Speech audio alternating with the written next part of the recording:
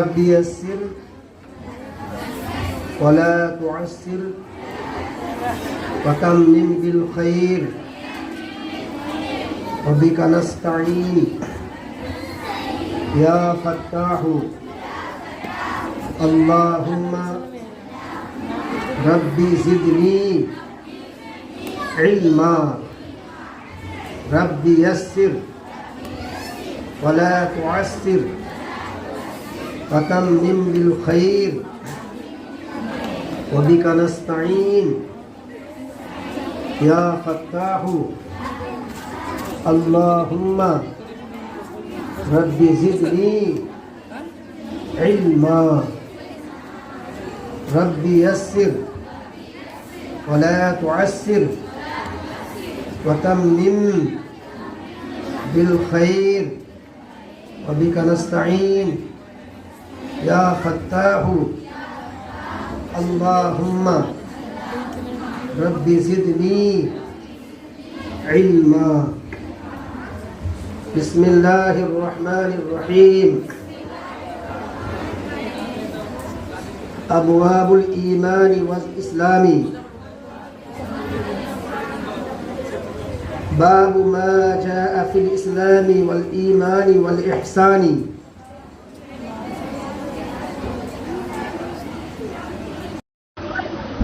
عن عمر بن الخطاب رضي الله تعالى عنه قال بينما نحن عند رسول الله صلى الله عليه وسلم ذات يوم إذ طلع علينا رجل شديد بياض الثياب شديد سواد الشعر لا يرى عليه أثر السفر ولا يعرفه منا أحد حتى جلس إلى النبي صلى الله عليه وسلم فأسند ركبتيه إلى ركبتيه ووضع كفيه على فخذيه فقال يا محمد أخبرني عن الإسلام قال رسول الله صلى الله عليه وسلم الإسلام أن تشهد أن لا إله إلا الله وأن محمدا رسول الله وتقيم الصلاة وتؤتي الزكاة وتصوم رمضان وتحج البيت إن استطعت إليه سبيلا قال صدقت فقال فعجبنا له يسأله ويصدقه قال فأخبرني عن الإيمان قال أن تؤمن بالله وملائكته وكتبه ورسله واليوم الآخر وتؤمن بالقدر خيره وشره قال صدقت قال فأخبرني عن الإحسان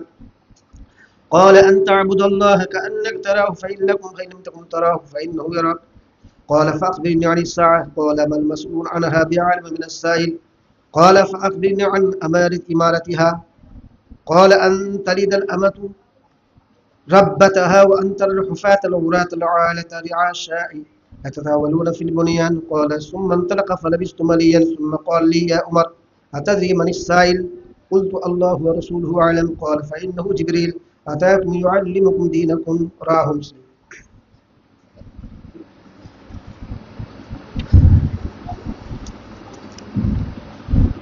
আল্লাহ জাল্লা জালালুহু আম্মা নাওয়ালুহু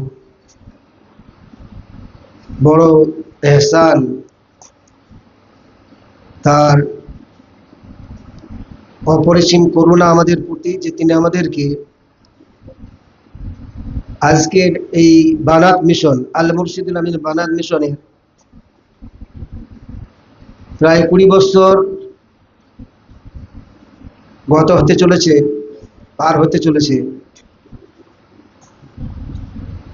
প্রথম আজকের দর্স হাদিসের তালিম হাদিসের পাঠ শুরু হচ্ছে আমরা সবাই শুকরিয়া আদায় করি বলি আলহামদুলিল্লাহ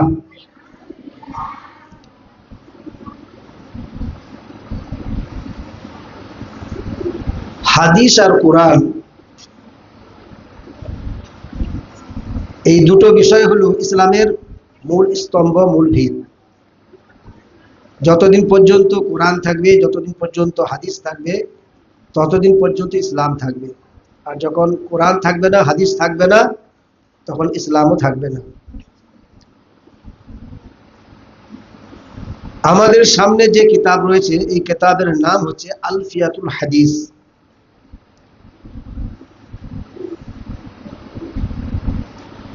আলফিয়া মানে হচ্ছে হাজার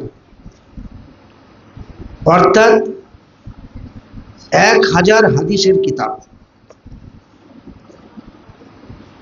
আলফিয়া মানে হচ্ছে হাজার। মুসান্নিফ রহমতুল্লাহ আলাইহি তিনি এই কিতাবের মধ্যে 1000টা হাদিস বর্ণনা করেছেন। আলফিয়া তো মানে হাদিস, আলফিয়া মানে হাজার, আর হাদিস মানে হাদিস, তাহলে 1000টা হাদিস এই কিতাবের মধ্যে রয়েছে। কিন্তু আমরা দেখব যে এই কিতাবের হাদিসের যে সংখ্যা দেওয়া আছে তাতে 1001টা দেওয়া আছে, 1001। তাহলে 1000 তো হলো না, 1001 হয়ে গেল। তো উনি কেন নাম দিলেন আলফিয়াতুল হাদিস? আসলে মুসান্নিফ রহমতুল্লাহ আলাইহি উনি এই কিতাবের মধ্যে 1000 হাদিস লেখার ওনার উদ্দেশ্য, কিন্তু আল্লাহ রাব্বুল আলামিনের কাছে বেজোড় সংখ্যা হচ্ছে পছন্দ। আল্লাহর পাক নবী সাল্লাল্লাহু আলাইহি ওয়াসাল্লাম বলেছেন যে ইন্নাল্লাহা বিতরুন ইউহিব্বুল বিতরা, আল্লাহ বেজোড়কে পছন্দ করেন। তো এই হাদিসের দিকে লক্ষ্য করে তিনি 1000 হাদিসকে সম্পূর্ণ করেছেন, আর একটা বাড়তি আরো একটা হাদিস সংযোজন করেছেন যাতে করে বেজোড় হয়ে যায়। সেই জন্য 1001টা হাদিসের মধ্যে এই কিতাবের মধ্যে রয়েছে। এই কিতাবের লেখক হচ্ছেন হযরত মাওলানা মুহাম্মদ মনজুর নোমানী রহমতুল্লাহ আলাইহি। তিনি একজন ভারতবর্ষের খুব বিখ্যাত বুজুর্গ ছিলেন, বিখ্যাত মুহাদ্দিস ছিলেন, বিখ্যাত আলেম ছিলেন। ইনি ছিলেন দারুল দেওবন্দ মাদ্রাসার শোরার মেম্বার। দারুল দেওবন্দ মাদ্রাসার শোরা কমিটি তারা দেখলেন যে সিহাসিত্তার যে হাদিসের কিতাবগুলো রয়েছে, বুখারী, মুসলিম, তিরমিজি, আবু দাউদ, নাসাই, ইবনে মাজাহ, তো এই সিয়াসিত্তার কিতাব প্রত্যেকটা হাদিসের কিতাবে প্রায় 4000-এর অধিক হাদিস রয়েছে। তো 6টা হাদিসের কিতাবের মধ্যে অনেক হাদিস হয়ে যাচ্ছে। ছাত্রদের পক্ষে 1 বছরের মধ্যে এই হাদিসের সব কিতাবগুলো পড়তে হয়, আর তারপর পরীক্ষা দিতে হয়। 1 বছরের ভিতরে এতগুলো হাদিস পড়া, সেইগুলো মনে রাখা খুব কঠিন হয়ে যায়। তার জন্য কি করা হলো না, সেখান থেকে এই সিয়াসিত্তার কিতাব থেকে বাছাই করে যেগুলো খুব গুরুত্বপূর্ণ প্রয়োজনীয় হাদিস, সেইগুলোকে মজলিসে শোরা কমিটি দারুল দেওবন্দের ওনারা চাইলেন যে এমন একটা হাদিসের কিতাব হোক যে কিতাবের মধ্যে এই 6টা কিতাব থেকে বাছাই করে হাদিসগুলো সংগ্রহ করে একত্রিত করা হবে, সেগুলো ছাত্রদেরকে পড়ানো হবে। এই 6টা হাদিস পড়ানোর আগে হযরত মাওলানা মুহাম্মদ মনজুর নোমানী রহমতুল্লাহ আলাইহি তিনি দায়িত্ব গ্রহণ করলেন এবং হাদিস সংগ্রহ করতে লাগলেন ওই 6টা হাদিসের কিতাব থেকে। তারপর তিনি কি করলেন, হাদিস সংগ্রহ করার পরে মজলিসে কমিটি দারুল দেওবন্দ শোরা তাদেরকে দিলেন, তারা পছন্দ করলেন, হ্যাঁ ঠিক আছে। আর তারপরে এটা তৎপর থেকে এটা বই আকারে ছেপে দারুল দেওবন্দের মাদ্রাসার নিসাবে এটা আছে, সিলেবাসের মধ্যে এই হাদিসের কিতাবটা পড়ানো হয়। এবং ভারত, বাংলাদেশ, পাকিস্তান, আফগানিস্তান, নেপাল, ভুটান যত জায়গায় এবং আফ্রিকা, আমেরিকা যত জায়গাতে দারুল দেওবন্দের নিসাব বা সিলেবাস অনুযায়ী যেখানে মৌলানা কোর্স পড়ানো হয়, সেখানে এই নিসাবের মধ্যে, সিলেবাসের মধ্যে এই হাদিসের কিতাবটা রয়েছে। তো যাই হোক, কিতাব সম্পর্কে তোমরা জানতে পারলে যে এই কিতাবটার নাম হচ্ছে আলফিয়াতুল হাদিস। কেন আলফিয়াতুল হাদিস রাখা হয়েছে সেটাও বুঝতে পারলে, ইনার লেখক কে ছিলেন সেটাও বুঝতে পারলে, আর কেন এই কিতাবের হাদিসের কিতাবটা লেখা হয়েছে সেটাও বুঝতে পারলে, আর এই হাদিসটা কেন পড়ানো হয়। যাই হোক, হাদিসের কিতাব বা যে কোনো কিতাব শুরু করার একটা আমাদের আসাতেজায়ে কিরামদের, বুজুর্গানে দ্বীনদের একটা নিয়ম রয়েছে। সেই নিয়মটা কি? সেই নিয়মটা হচ্ছে যে আমাদের আসাতেজায়ে কিরামরা এবং বুজুর্গানে দ্বীনরা যখন কোনো দ্বীনি তালিমের কিতাব দিনই কিতাব যখন শুরু করতেন তো তারা কি করতেন, বুধবার দিনটার অপেক্ষা করতেন। বুধবার, আজকে হচ্ছে বুধবার, তো এই বুধবার দিনে তারা অপেক্ষা করতেন যে বুধবার দিন হলে তবেই কিতাব শুরু করব। আর এই বুধবার দিনে যে কিতাবটা শুরু করতেন সেই ব্যাপারে একটু আলোচনা করতেন, যাকে বলা হয় বাহাসু বিদায়াতি সাবাকি ইয়াউমাল আরবিয়া। বাহাসু বিদায়াতি সাবাক ইয়াউমাল আরবিয়া। এদিকে শোনো, হাদিসের মন দিয়ে শুনবে তোমরা। আমি বাংলা ভাষাতে বলছি, আমাদের পড়ানো মাদ্রাসার নিয়ম হচ্ছে উর্দু মিডিয়াম, উর্দুতে পড়ানো হয় ছাত্রদেরকে। তো বাংলাতে এই জন্য করছি, আজকে সবাই আমরা আছি, আমরা বাংলা ভাষী, বাংলায় বললে বুঝতে পারবে, সেই জন্য আলোচনা করছি, সবারই কাজে লাগে। তো এই বুধবার একটা কিতাব শুরু করার একটা নিয়ম রয়েছে আমাদের বুজুর্গানে দিনদের, আসাতেজায়ে কেরামের। আজকে হচ্ছে সেই বুধবার, সেই জন্য আজকের দিনটাই নির্বাচন করা হয়েছে হাদিসের কিতাব শুরু করার জন্য। তো এই বুধবার যে কিতাব শুরু করা হয়, তো এই ব্যাপারে একটু আলোচনা করেন আসাতেজায়ে কেরামরা, যে বুধবার কেন শুরু করা হচ্ছে। তার জন্য নাম দেওয়া হয়েছে বাহাসু বিদায়াতি সাবাকি ইয়াউমাল আরবিয়া। ইয়াউমুল আরবিয়া মানে হচ্ছে বুধবার, আর বাহাস মানে হচ্ছে আলোচনা, বিদাত মানে শুরু। বুধবার দিনে শুরু করার আলোচনা, যেটা কেন বুধবার করা হয়।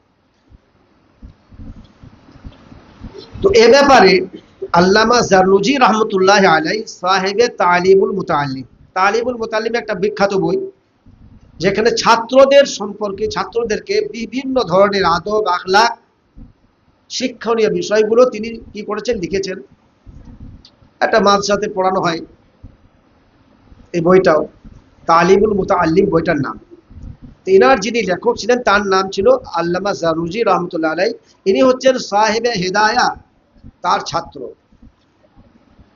সাহেবে হিদায়া, হিদায়া একটা বিখ্যাত কিতাব, ইসলামী ল বা ইসলামী আইন বা শরিয়া আইন, যেটা আমাদের শরীয়তের যত আইন আছে, সমস্ত নিয়ম কানুন যে বইয়ের মধ্যে আছে, তার নাম হচ্ছে হিদায়া। অক্সফোর্ড ইউনিভার্সিটিতে এই বইটা পড়ানো হয়, বড় বড় সারা পৃথিবীর বিভিন্ন জায়গাতে এই বইটা আপনার তার অনুবাদ হয়েছে বিভিন্ন ভাষাতে, এবং সারা পৃথিবীতে আপনার ইসলামী ল জানতে হলে, ইসলামী আইন জানতে হলে এই বইটা পড়তে হবে। ফিকহে হানাফি শাস্ত্রের বিখ্যাত বই হিদায়া, এই বইটার নাম হচ্ছে হিদায়া, 4 খণ্ডে আছে। তো এই বইয়ের যিনি লেখক তার নাম হচ্ছে আল্লামা বুরহানুদ্দিন রহমতুল্লাহ আলাইহি। তো তার ছাত্র আল্লামা জারনুজি রহমতুল্লাহ, তিনি বলছেন কানা উস্তাজুনা শেখ বুরহানুদ্দিন রাহিমাহুল্লাহ ইউআকিফু বিদআত আস-সাবাক ইয়াউমাল আরবিয়া। যে আমাদের উস্তাদ শেখ বুরহানুদ্দিন রহমতুল্লাহ আলাইহি, তিনি বুধবার দিনের অপেক্ষা করতেন সবক শুরু করার জন্য, পড়ানো শুরু করার জন্য বুধবারের দিনটা অপেক্ষা করতেন। এবং তিনি নিজের সনদ থেকে, নিজে থেকে নিয়ে রাসূলুল্লাহ পর্যন্ত সনদ, ধারাবাহিক সনদ বর্ণনা করে একটা হাদিস বর্ণনা করতেন। এবং সেই হাদিসটা হচ্ছে এই যে قال رسول الله صلى الله عليه وسلم ما من شيء بدأ يوم الأربعاء إلا وقد تم। আল্লাহর পাক নবী সাল্লাল্লাহু আলাইহি সাল্লাম তিনি বলেছেন যে যে কোনো কাজ যদি বুধবারের দিন শুরু করা হয় তো সেই কাজটা অবশ্যই পরিপূর্ণতা লাভ করে, আল্লাহ তাআলা সেই কাজটাকে পূর্ণ করার তৌফিক দান করেন। বুধবার কোনো কাজ শুরু করলে আল্লাহ সেই কাজটাকে আসান করে দেন এবং পরিপূর্ণ করার তৌফিক দান করেন। তো সাহেবা হিদায়া রহমতুল্লাহ আলাইহি, আল্লামা বুরহানুদ্দিন রহমতুল্লাহ আলাইহি, তিনি নিজের থেকে তো হাদিস সনদ বর্ণনা করে হাদিসটা বর্ণনা করতেন। যার ফলে পরবর্তীকালের উলামায়ে কিরাম তারাও কি করেন, তারাও আপনার যখন কোনো কিতাব শুরু করতেন, আমাদের উস্তাদরা তারাও শুরু করতেন তো বুধবারের দিনটা অপেক্ষা করতেন। মুসলিম শরীফে আর একটা হাদিস রয়েছে, যাতে এই হাদিসটাকে আরো শক্তি যোগাচ্ছে। মুসলিম শরীফের মধ্যে জিলদে সানি 2য় খণ্ডে একটা হাদিস আছে।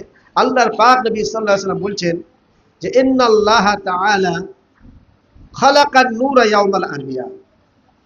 যে আল্লাহ তাআলা নূরকে বিভিন্ন দিনে বিভিন্ন জিনিসকে সৃষ্টি করেছেন আল্লাহ তাআলা, যেমন আদম আলাইহিস সালামকে শুক্রবার সৃষ্টি করেছেন, কিন্তু নূরকে আল্লাহ তাআলা বুধবার দিন সৃষ্টি, বুধবার নূরকে সৃষ্টি করেছেন। ইন্নাল্লাহ তাআলা খালাকান নূরা ইয়াউমাল আরবিয়া, বুধবারের দিন আল্লাহ তাআলা নূরকে সৃষ্টি করেছেন। আর ইলম হলো, এটাও হচ্ছে নূর। ইলম এটাও হচ্ছে আল্লাহর নূর। হযরত ওয়াকি রহমতুল্লাহর কাছে ইমামে শাফি রহমতুল্লাহ আলাইহি উনি গিয়ে বললেন যে হযরত, আমার পড়া মুখস্থ হচ্ছে না, আমি পড়া করছি কিন্তু পড়া আমার মনে থাকছে না। শাকাউতু ইলা ওয়াকিন সুআ হিফজি ফাআওসানি ইলা তারকিল মাআসি ফাইনাল ইলমা নূরুম মিন ইলাহি ওয়া নূরুল্লাহি লা ইউতা লিআসি। হযরত ইমাম শাফি রহমতুল্লাহ যখন তিনি তার উস্তাদ ওয়াকি রহমতুল্লাহর কাছে গিয়ে বললেন যে হুজুর, আমার পড়া মুখস্থ হচ্ছে না, পড়া মনে থাকছে না। তো তখন তিনি কি বললেন যে বেটা, গুনাহ ছাড়ো, গুনাহ থেকে দূরে থাকো, গুনাহ ছাড়ো, কারণ ইলম হচ্ছে, এটা হচ্ছে আল্লাহর নূর। ফাইনাল ইলমা নূরুম মিন ইলাহি, এটা হচ্ছে আল্লাহর পক্ষ থেকে একটা নূর। ওয়া নূরুল্লাহি লা ইউতা লিআসি, আর গুনাহগারকে আল্লাহ তাআলা তার নূর দান করেন না। আল্লাহ তাআলা যে নাফরমান বান্দা, গুনাহগার বান্দা, তাকে আল্লাহ তাআলা তার নূর দান করেন না, সেজন্য গুনাহ ছাড়তে হবে। তো ইলম হচ্ছে যেহেতু নূর, আল্লাহর নূর, আর নূরকে আল্লাহ তাআলা কিভাবে সৃষ্টি করেছেন? বুধবার সৃষ্টি করেছেন। সেই জন্য আপনার ইলমের সঙ্গে বুধবারের একটা বিশেষ সম্পর্ক রয়েছে।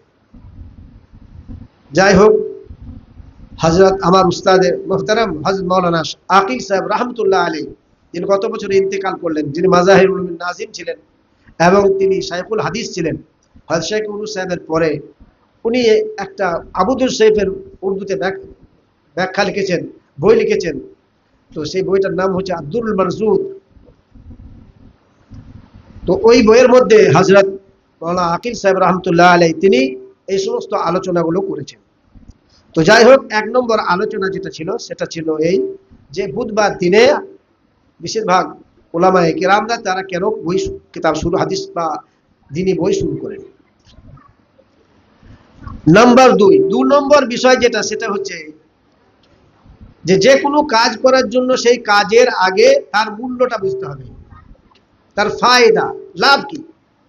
যদি মানুষ যদি যে কাজটা করছে তার লাভ যদি বুঝতে না পারে, তার ফায়দা যদি না বুঝতে পারে, তাহলে সেই কাজে তার মনোযোগ থাকবে না। আমি এই কাজটা করছি, কোনো লাভই নাই, তাহলে করবে কেউ, কোনো কাজ করতে চাবে না। তো সেই জন্য তার ফায়দা, তার লাভ, তার ফজিলত এটা জানতে হবে। তো এই যে হাদিসের কিতাব, এই হাদিসের কিতাব পড়ানো বা পড়া বা পড়ানো, পড়াতে পড়া বা পড়ানোতে সহযোগিতা করা, এর জন্য প্রতিষ্ঠান কায়েম করা, এর জন্য সহযোগিতা করা, এর লাভ কি আছে, এর ফায়দা কি আছে, এখানে আমার লাভ কি হবে।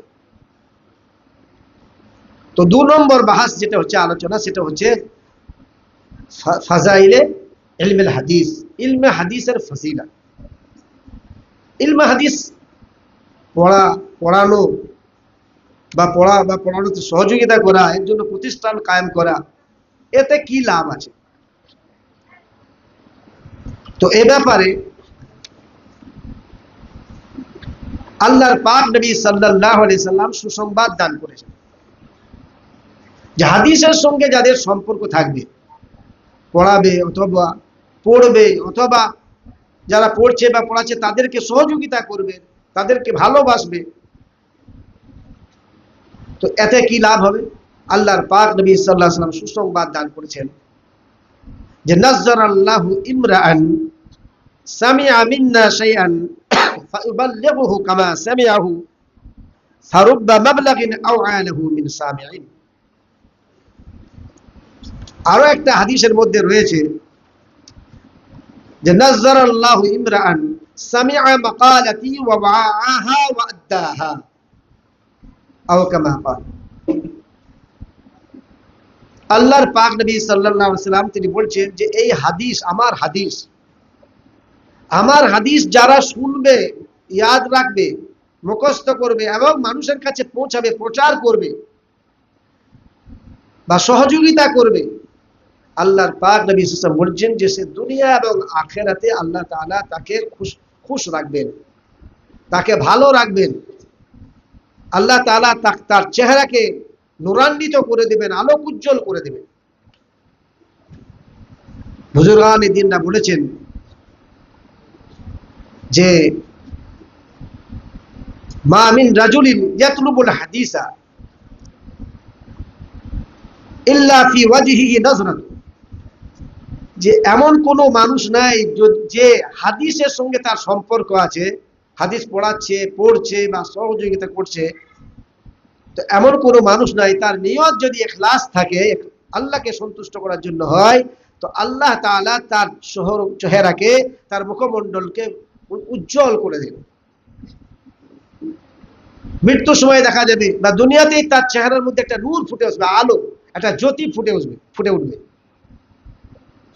এবং কিয়ামতের দিনে আল্লাহ তাআলা কুরআন পাকের মধ্যে বলেছেন ফি উজুহিহিম নাজরাতান নাঈম, নাজরাতান নাঈম, আল্লাহ পাকের নিয়ামত যখন তার সামনে থাকবে তো চেহারার মধ্যে ফুটে ওঠে।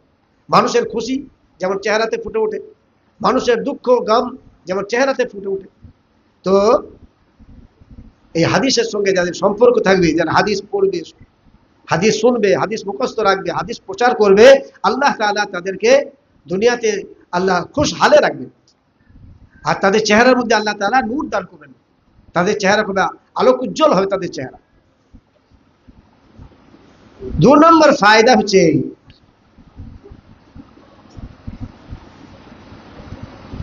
যে আল্লাহর পাক নবী সাল্লাল্লাহু আলাইহি সাল্লাম তিনি বলছেন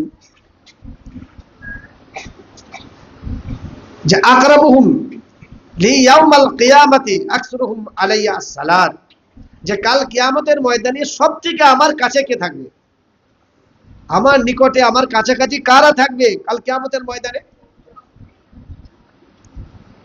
তো আল্লাহর পাক নবী সাল্লাল্লাহু আলাইহি ওয়াসাল্লাম বলছেন যে আমার সবথেকে কাছে তারাই হবে যারা আমার উপরে সবথেকে বেশি দরুদ পাঠ করেছে, যারা আমার উপরে সবথেকে বেশি যারা দরুদ পাঠ করেছে তারা আমার সবথেকে কাছে হবে, যারা দরুদ পাঠ করেছে। তো দরুদ পাঠ কারা বেশি করে? যদি দেখা যায় তাহলে দেখা যাবে সবথেকে বেশি দরুদ পাঠ করে যারা হাদিস পড়ে বা পড়ায়, সবথেকে দরুদ। কারণ প্রত্যেকটা হাদিসে যখনই আল্লাহর নবীর নাম আসে সাল্লাল্লাহু আলাইহি সাল্লাম, সাল্লাল্লাহু আলাইহি সাল্লাম, সাল্লাল্লাহু আলাইহি সাল্লাম, তো সারা দিনে যত হাদিস, সারা দিন ধরে যত হাদিস আসছে প্রত্যেকটা হাদিসে কি হচ্ছে না সাল্লাল্লাহু আলাইহি সাল্লাম, সাল্লাল্লাহু আলাইহি সাল্লাম, সাল্লাল্লাহু আলাইহি সাল্লাম, আল্লাহ নবীর উপর দরুদ পাঠ করা হচ্ছে। তো সেই জন্য উলামায়ে কিরামরা, বুজুর্গানে দ্বীনরা বলছেন যে এই হাদিসের মিসদাক হচ্ছে তারাই যারা হাদিস পড়ে বা পড়ায়, কারণ এদের থেকে বেশি দরুদ আর কেউ পড়ে না। সারাদিন কতবার দরুদ পড়তে হয়, যতবার আল্লাহ নবী নাম আসে ততবারই সাল্লাল্লাহু আলাইহি ওয়াসাল্লাম বলতে হয়। রাসূল করিম সাল্লাল্লাহু আলাইহি ওয়াসাল্লাম হযরত আব্দুল্লাহ ইবনে আব্বাস রাদিয়াল্লাহু আনহু থেকে হাদিস বর্ণিত রয়েছে, তিনি বর্ণনা করছেন যে রাসূলুল্লাহ সাল্লাল্লাহু আলাইহি ওয়াসাল্লাম বলেছেন, একবার তিনি বললেন, সাহাবারা আছেন, আল্লাহ বললেন আল্লাহুম্মা আরহাম আলা খুলাফাই, হে আল্লাহ তুমি আমার খলিফা, আমার খোলাফাদের উপরে তুমি রহম করো, করুণা করো। রাসূলুল্লাহ সাল্লাল্লাহু আলাইহি ওয়াসাল্লাম একবার কি করলেন, সাহাবাদের উপস্থিতিতে একবার বললেন যে আল্লাহ তুমি আমার খলিফাদের উপরে করুণা করো। সাহাবারা জিজ্ঞাসা করলেন, ক্বালু ইয়া রাসূলুল্লাহ মান খুলাফা, সাহাবারা জিজ্ঞাসা করলেন ইয়া রাসূলুল্লাহ আপনার খলিফা কে, কারা আপনার খলিফা? যাদের জন্য আপনি বললেন যে আল্লাহ তুমি তাদের প্রতি করুণা করো, আমার খলিফাদের উপর করুণা করো, দয়া করো, মেহেরবানি করো। তো রাসূল করিম সাল্লাল্লাহু আলাইহি সাল্লাম তিনি তখন বললেন যে আল্লাযীনা ইয়ারাউনা মাকালাতি, যে ওই সমস্ত লোক হচ্ছে আমার খলিফা যারা আমার হাদিসকে, আমার কথাকে যারা বর্ণনা করে, যারা আমার হাদিসকে যারা বর্ণনা করে। আল্লাযীনা ইয়ারাউনা আহাদিসি ওয়া ইউআল্লিমুনাহান নাস, যারা আমার হাদিস বর্ণনা করে আর মানুষদেরকে শিক্ষা দেয়, মানুষের কাছে পৌঁছায়, এরা হচ্ছে আমার খলিফা। তো যাই হোক, তো হাদিসের কিতাব পড়ানো এবং এর জন্য সহযোগিতা করা, এর বহু ফজিলত এসেছে হাদিসের কিতাবের মধ্যে। আর সব থেকে বড় জিনিস যেটা, সেটা হচ্ছে এই হাদিসের কিতাব পড়া এবং পড়ানোর, যে আল্লাহ আল ফাউজ বি সাআদাতের দ্বারাই দুনিয়া এবং আখিরাতের কামিয়াবি, দুনিয়া এবং আখিরাতের সফলতা। কারণ আল্লাহ জাল্লা জালালুহু আম্মা নওয়ালুহু তিনি কোরআন অবতীর্ণ করেছেন। কোরআনের উপর আমল করা সম্ভব নয় যতক্ষণ পর্যন্ত না হাদিসের হেফাজত হবে, হাদিস না জানা হবে, হাদিস না পড়া হবে। যতক্ষণ পর্যন্ত হাদিস না থাকবে সামনে, কোরআনের উপর আমল করা সম্ভব নয়। কারণ কোরআনের মধ্যে যা কিছু আছে সব সংক্ষিপ্ত আকারে আছে। আল্লাহ বলছেন নামাজ পড়ো, বাস, আকিমুস সালাহ, নামাজ পড়ো। তো নামাজটা কেমন ভাবে পড়বে, কোন সময়ে পড়তে হবে, তার নিয়ম কি, তার তরিকা কি, তার পদ্ধতি কি, পুরো বিষয়টা নির্ভর করছে হাদিসের উপরে। আল্লাহ বলছেন যাকাত দাও, বাস সংক্ষিপ্ত আকারে বলে দেন যাকাত দাও। তবে যাকাতটা কি জিনিস, যাকাত কিভাবে দিতে হবে। আল্লাহ বললেন হজ, ওয়ালিল্লাহি আলান নাস হিজ্জুল বাইত, মানুষের উপর হজ করা ফরজ, যাদের সামর্থ্য আছে। হজ কিভাবে করতে হবে। রোজা আল্লাহ তাআলা বললেন যে তোমাদের উপর রোজা ফরজ করা হলো, তো রোজাটা কিভাবে রাখতে হবে, কতদিন রাখতে হবে, তার সময় কি, শুরু কি, শেষ কি, এই পুরো বিষয়টা, সমস্ত বিষয় কোরআনের উপরে যদি কেউ আমল করতে চায় তাহলে হাদিস ছাড়া সম্ভব। সেই জন্য হাদিসের হেফাজত জরুরি। হাদিস পড়তে হবে, পড়াতে হবে। উম্মতের মধ্যে কিছু লোক এমন থাকতে হবে যারা হাদিস পড়নেওয়ালা, হাদিস পড়ানেওয়ালা। আল্লাহ জাল্লা জালালুহু আম্মা নওয়ালুহু যখন ফরজ হয়ে গেছিল, যুদ্ধ করা ফরজ ছিল, তখন আল্লাহ তাআলা কোরআনে পাকের মধ্যে আদেশ দান করেছেন যে ফালাউলা নাফারা মিন কুল্লি ফিরকাতিন মিনহুম তাইফাতুন লিয়াতাফাকাহু ফিদ-দীন ওয়া লিয়ুনজিরু কওমাহুম ইযা রাজাউ ইলাইহিম লাআল্লাহুম ইয়াহজারুন। যুদ্ধ যখন ফরজ, সমস্ত মানুষের জন্য, স্ত্রী পুরুষ নারী সবার যুদ্ধ ফরজ, তখনও কিছু মানুষ এমন থাকতে হবে যারা দ্বীনের ইলম অর্জন করবে, দ্বীন পড়বে। এক শ্রেণীর মানুষ থাকতে হবে। কারণ যুদ্ধে প্রায় মুসলমানদের জয় হয়ে গেল, কিন্তু কেউ হাদিস পড়ানেওয়ালা নাই, হাদিস পড়নেওয়ালা নাই, দিন কি হয়ে যাবে, মিটে যাবে। তো সেই জন্য হাদিসের বিশেষ গুরুত্ব রয়েছে। তো আল্লাহ পাকের অশেষ মেহেরবানি, তার দয়া, যে আমাদের এই প্রতিষ্ঠানে যে মুআল্লিমা কোর্স চালু করা হয়েছে, মুমিনা কোর্স ক্লাস 3 থেকে নিয়ে মাধ্যমিক পর্যন্ত মুমিনা কোর্স আমাদের পড়ানো হয়, আর তারপরে 11-12 মুআল্লিমা কোর্স পড়ানো হচ্ছে। আল্লাহ যদি চান কখনো ভবিষ্যতে আল্লাহ তাআলা তৌফিক দেন আমাদেরকে, আমাদের ইরাদা আছে যে আলেমা কোর্স আমরা ইনশাআল্লাহ এরপরে চালু করব। কিন্তু আলেমা কোর্সের জন্য আরো 2-3 বছরের সময় লাগবে, কমপক্ষে 2 বছর লাগবে আলেমা কোর্স পড়তে গেলে। তো যাই হোক, মেয়েদের 12 পর্যন্ত পড়া হয়ে যাচ্ছে, তার সঙ্গে সঙ্গে মুআল্লিমা কোর্স হয়ে যাচ্ছে। অতিরিক্ত সময় যদি ফারেক করতে পারে, দিতে পারেন, আমরা চাহিদা দেখি, তখন ইনশাআল্লাহ আমার চিন্তা ভাবনা করা যাবে। তো যাই হোক, এই দ্বিতীয় আমাদের যেটা মুআল্লিমা কোর্সের দ্বিতীয় বর্ষর, অর্থাৎ ক্লাস 12 বা দ্বাদশ শ্রেণীতে আমাদের এই মুআল্লিমা কোর্সের হাদিসের কিতাব আলহামদুলিল্লাহ এবছর প্রথম শুরু করা হলো। আমরা দোয়া করব আল্লাহ যেন আসানির সঙ্গে এই কিতাবকে আল্লাহ তাআলা পূর্ণ করার তৌফিক দান করেন, আর এই হাদিসের কিতাব যেন কিয়ামত পর্যন্ত জারি থাকে। 86টা হাদিসের কিতাব যদি আলেমা কোর্স চালু হয়, তো চালু হয়ে যাবে ইনশাআল্লাহ, আল্লাহ যদি তৌফিক দেন। তা আমরা সবাই দোয়া করব। আজকে আর বেশি সময় করছি না। যাই হোক, এই হাদিসের কিতাব পড়ার জন্য তোমার 3টে বিষয় জানতে হবে, যাকে মুকাদ্দামাতুল ইলম বলা হয়। প্রত্যেকটা বই শুরু করার আগে মুকাদ্দামাতুল ইলম, অর্থাৎ এমন কিছু আলোচনা যেগুলো কিতাব শুরু করার আগে জানতে হয়, ছাত্রীদেরকে জানতে হয়, তাকে বলা হয় মুকাদ্দামাতুল ইলম। এই মুকাদ্দামাতুল ইলমে তোমাদেরকে 3টে বিষয় ইনশাআল্লাহ আগামীতে আলোচনা করা যাবে। 1 নম্বর হচ্ছে যে তোমার তারিফ, হাদিস বলে কাকে, হাদিস কাকে বলা হয়, হাদিসের সংজ্ঞা কি, ব্যাখ্যা কি, 1 নম্বর বিষয়। হাদিস আবিধানিক অর্থে হাদিস কাকে বলা হয়, মুহাদ্দিসিনের ইসতিলাহ বা তাদের এতে হাদিস কাকে বলা হয়, এগুলো আমাদেরকে জানতে হবে। 2 নম্বর বিষয় হচ্ছে এর বিষয়বস্তু কি, হাদিসের বিষয়বস্তু কি, মওযু বলা হয়, আলোচ্য বিষয় কি, কিসের উপরে হাদিস, এই হাদিসের কিতাবে কোন জিনিসের আলোচনা থাকে। আর 3 নম্বর হচ্ছে গারজ ওয়া গায়াত, গারজে গায়াতের কিছুটা আলোচনা করা হলো, অর্থাৎ এই হাদিসের কিতাব পড়ার লক্ষ্য কি, বা উদ্দেশ্য কি। তো তিনটে বিষয় ইনশাআল্লাহ আগামীতে ইনশাআল্লাহ আলোচনা করা হবে। আজকে এখানেই শেষ করা হচ্ছে, ওনাদের সব কাজ আছে।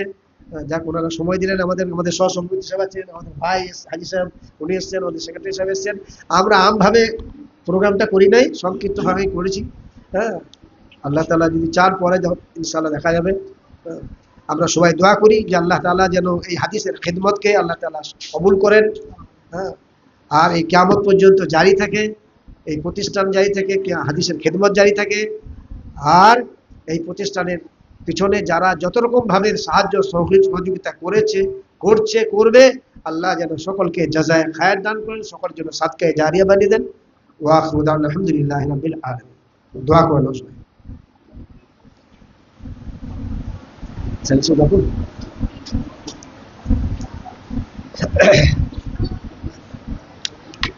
الحمد لله رب العالمين والصلاة والسلام على سيد المرسلين. اللهم أنت السلام ومنك السلام وإليك رجع السلام. وحينا بالسلام وأدخلنا دار السلام يا ذا الجلال والإكرام. اللهم إنا نسألك بأن لك الحمد لا إله إلا أنت المنان بديع السماوات والأرض يا ذا الجلال والإكرام. اللهم إنا نسألك بأن لك الحمد لا إله إلا أنت المنان بديع السماوات والأرض يا ذا الجلال والإكرام. يا حي يا قيوم برحمتك نستغيث. يا حي يا قيوم برحمتك نستغيث. يا أحد الصمد الذي لم يلد ولم يولد ولم يكن له كفوا أحد. اللهم أحسن عاقبتنا في الأمور كلها وأجرنا من خزي الدنيا وعذاب الآخرة. اللهم لا تجعل الدنيا أكبر همنا ولا غاية رغبتنا ولا مبلغ علمنا ولا تسلط علينا من لا يرحمنا. اللهم لا تكلنا إلى أنفسنا طرفة عين. اللهم طهر قلوبنا من النفاق والشقاق وسوء الأخلاق. اللهم اجعلنا من الراشدين. اللهم اجعلنا من التوابين. اللهم اجعلنا من الذاكرين. اللهم اجعلنا من عبادك الذين لا خوف عليهم ولا هم يحزنون. اللهم عافنا في بلدنا. اللهم عافنا في سمعنا. اللهم عافنا في بصرنا. لا إله إلا أنت. اللهم إنا نسألك الصحة والعفة والأمانة والحسن رضا بالقدر. اللهم إنا نسألك من الخير كله عاجله وآجله ما علمنا منه وما لم نعلم ونعوذ بك من الشر كله عاجله وآجله ما علمنا منه وما لم نعلم ونسألك الجنة ما قرب إليها من قول عمل ونعوذ بك من النار وما قرب إليها من قول عمل ونسألك من خير ما سألك منه نبيك محمد صلى الله عليه وسلم ونستعيذ بك من شر ما استعاذ منه نبيك محمد صلى الله عليه وسلم وما قضيت لنا من قضاء فاجعل عاقبته رشدا يا أرحم الراحمين يا أكرم الأكرمين يا رب العالمين. মাওলা গো, হাত উঠানোর আগের মুহূর্ত পর্যন্ত আমরা যত রকমের গুনাহ করেছি মাওলা, সমস্ত রকমের গুনাহ থেকে তওবা করছি মাওলা গো। মাওলা, আমাদের তওবাকে কবুল করে নাও মাওলা। তোমারই খেয়েছি, তোমারই পড়েছি, তোমার মধ্যে নিয়ামত ভোগ করেছি, আর তোমারই নাফরমানি করেছি মাওলা। বড় ভুল করেছি মাওলা গো, আর গুনাহ করব না। তওবা করছি, আমাদের তওবাকে তুমি কবুল করে নাও মাওলা। তওবা করি আবার গুনাহ করি, তওবা করি আবার গুনাহ করি, তওবা করি আবার গুনাহ করি। নাহনু আওয়াদুম বিল মাসিয়া ওয়া আনতা আওয়াদুম বিল মাগফিরা।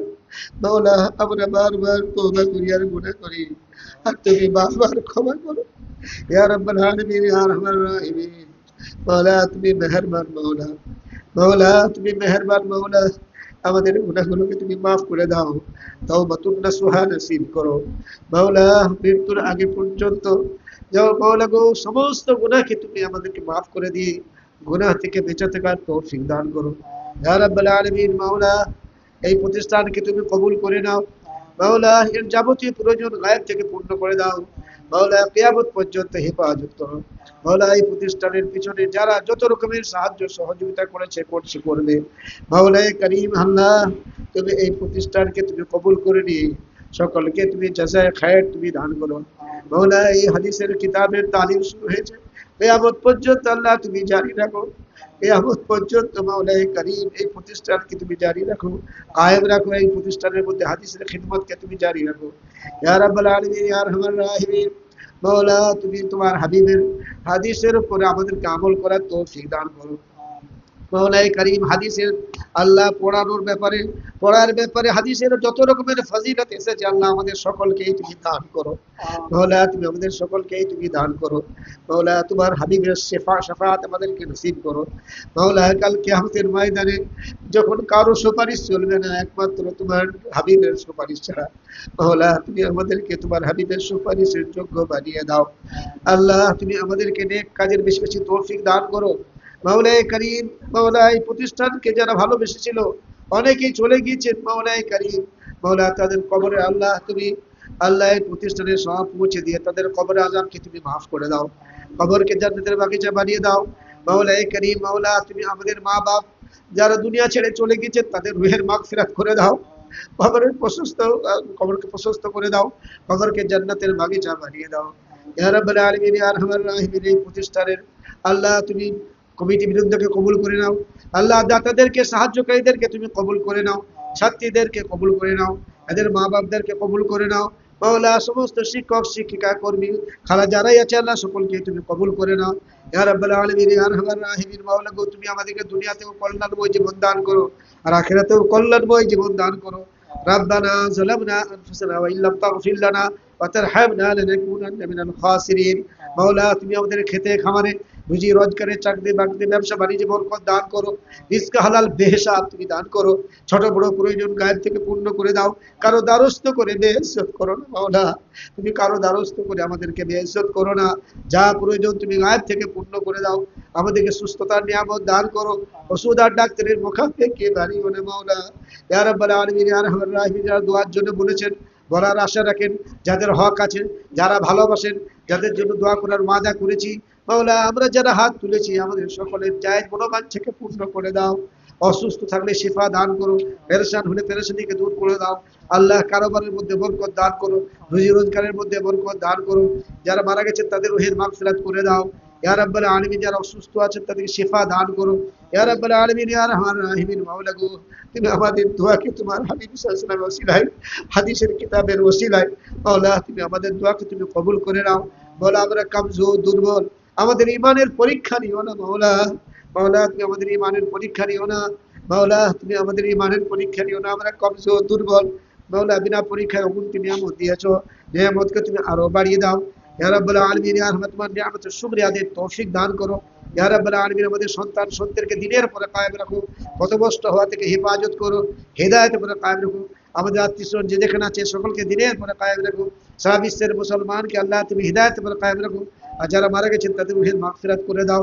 ইয়া রাব্বাল আলামিন, ইয়া আরহামার রাহিমিন, মাওলা আমাদের আম্মাজান আব্বাজান মাওলা তারা কবরের মধ্যে শুয়ে আছে, আল্লাহ তাদের রুহের মাগফিরাত করে দাও, কবরকে প্রশস্ত করে দাও মাওলা। এই সওয়াব তুমি তাদের কবরের মধ্যে আল্লাহ দান করো।